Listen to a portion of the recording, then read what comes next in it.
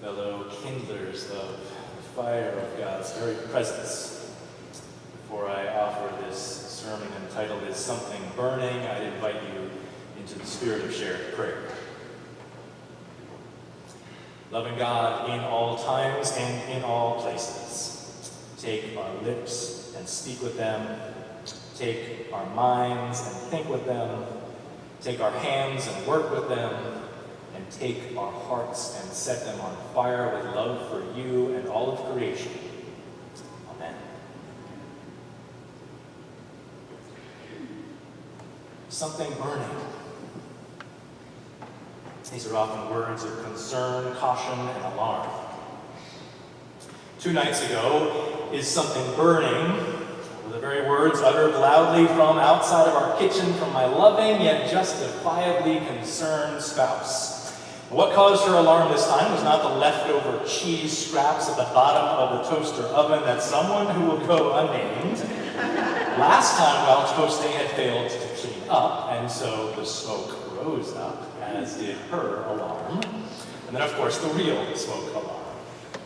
But this time, Becky's alarm was thankfully unnecessary. As I chimed back, "This time it's just a campfire, my love," I added. For in a valiant effort to stave off the inevitable encroachment of September upon the landscape of our summerlandia, my 3-year-old and I decided it was high time that our family of 3 try out the wonders of camping we had blissfully discovered earlier in August in Maine, and this time bring a little bit of Maine to our backyard. So it was the well-stoked campfire in a movable cast iron fire pit placed a little too closely to our open kitchen window that led to Becky's alarm. Friends, not all that is burning is alarming. We light a Christ light as we gather to recognize that we are joined by the Spirit of Christ in our midst. We sometimes light incense to recognize our prayers going before God, as the ancient tradition goes. We sing that we'll be kindlers of a fire, will bring who we are so that God's light will become more full in our world. Not all that is burning is alarming. We hear about such a burning this morning in our scripture as it stems from a flame that burns but is not consumed. Alarming, startling, yes, but destructive, no. This burning is, of course, the very fire of God. This well-known story of Moses and the burning bush from Exodus, read so well by Nancy, thank you this morning, continues us on that 3-week exploration of the origins of this epic liberation story. Last week we heard of a Pharaoh who rises up over Egypt and who does not know Joseph. And so a brutal slavery of Joseph's descendants ensues. Labor is exploited. Hebrew lives, brown lives, black lives do not matter. And as the Hebrews multiply, the empire's fear multiplies. Infanticide is born. But before the face of such terror, individuals boldly stand up to speak truth to power, thanks be to God, for some of the women who are named in the scripture. Moses' mother, who begins that resistance by sheltering her son for 3 months until she can do it no longer, and then places him in that ark on the Nile River. And then the midwives, Shiphrah and Puah, who are named in contrast to the nameless Pharaoh in the story. Their names mean beautiful and splendid in Hebrew. These courageous midwives beautifully and splendidly stand up to Pharaoh's genocidal orders, and in what some scholars report to be the first known incidents of civil disobedience. They disobey imperial edicts and choose to save lives. Their no to Pharaoh and their yes to God stems from a fear not of empire, but of the divine. Their beautifully splendid nonconformist identity is rooted in the life and the resisting forces of evil that is of God. The life that leads to such resistance. And with this as a backdrop, Moses' life is preserved, floating in that ark, taken out of the waters, and raised as an Egyptian. Time goes on, a crime of passion that Moses commits when he sees and comes to the defense of one of his Hebrews being abused Moses flees the area as an exile. More time passes, and we enter this morning's text as the great suffering of the Hebrews is heard in 4 synonyms. They groan, cry out, scream, and moan. And God, in a fourfold parallel way, responds. God hears, remembers the covenant, looks upon them, and takes notice. God notices the gut-wrenching cries for liberation. And we notice Moses, that exiled shepherd in the wilderness who finds himself and his sheep on Mount Horeb or Mount Sinai, that stark promontory in the sea of the seemingly endless Egyptian high desert. Is something burning? Moses notices a conspicuous, mysterious flame. He then notices a voice, the voice, and the sandals come off in the presence of that which is ultimate, in the presence of that which is holy, that which is God. God foundational, God of earth, God elemental, God as fire.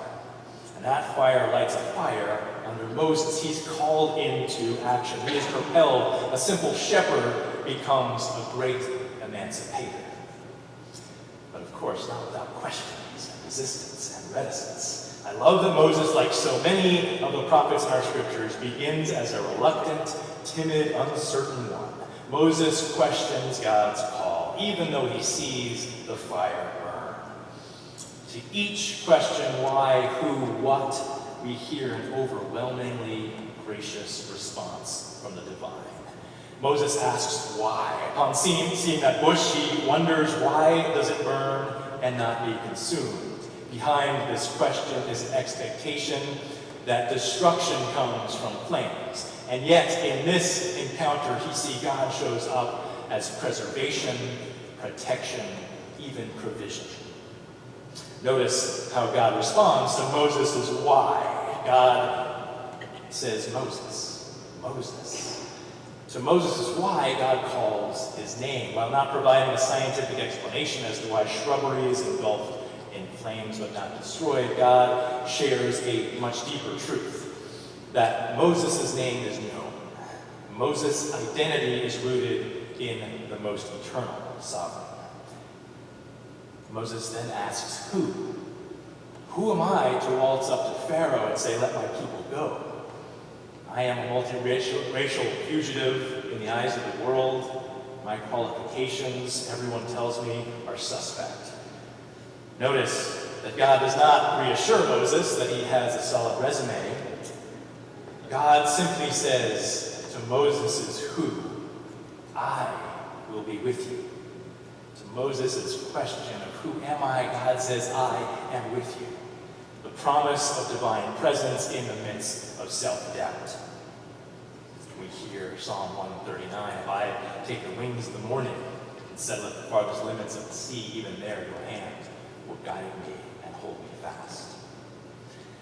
The third question Moses asks is what? After hearing the promise that God knows him and always will be with him, Moses wonders about the details. God, can you give me a little more than tell me to go to this person named Pharaoh and say, please let my people go? Moses wants information. He wants details.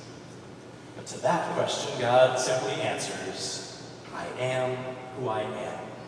Moses' what is an affirmation the very essence of God being. Of course, scholars debate what this answer means, and the technical realities of the Hebrew. There is much to go, and there are many sermons on this text, but I love its application. I am who I am. I am who I will become. I am, God says. I am the essence of that which is. And so, friends, we can learn from Moses' question. To our whys, God says, I know you. To our whos, God says, I am with you. And to our whats, God says, I am who I am. Something burning. Is there something out of the ordinary in our life or in our world?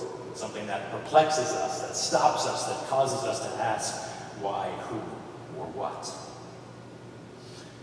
Remember, the miracle here is not that a burnt bush is on fire, but that Moses notices.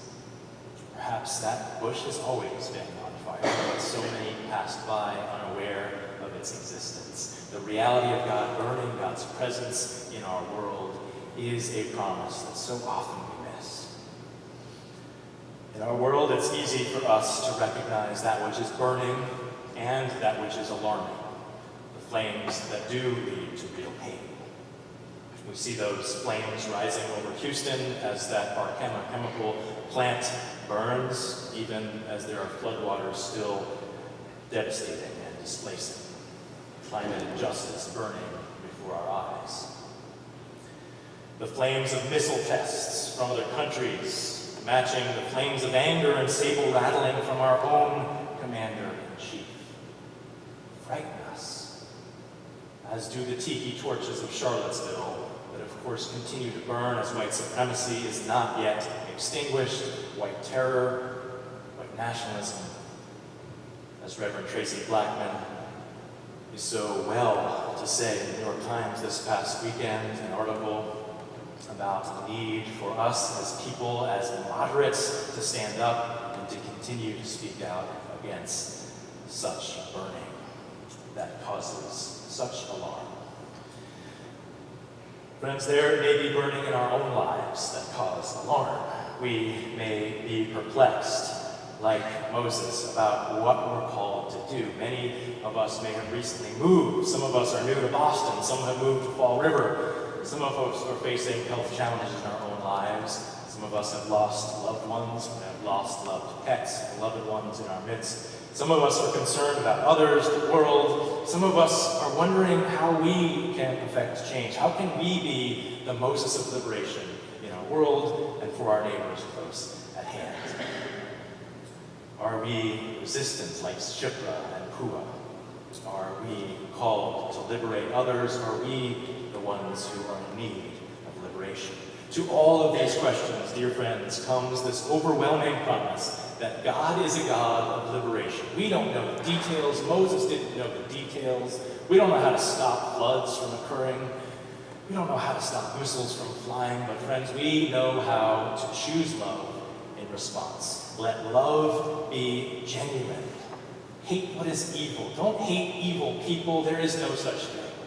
There is a lot of evil in our world. There is systemic evil, and there are people embodying that evil, but we are called to love, not to respond with hatred. Thanks, Paul, for these words of encouragement and challenge.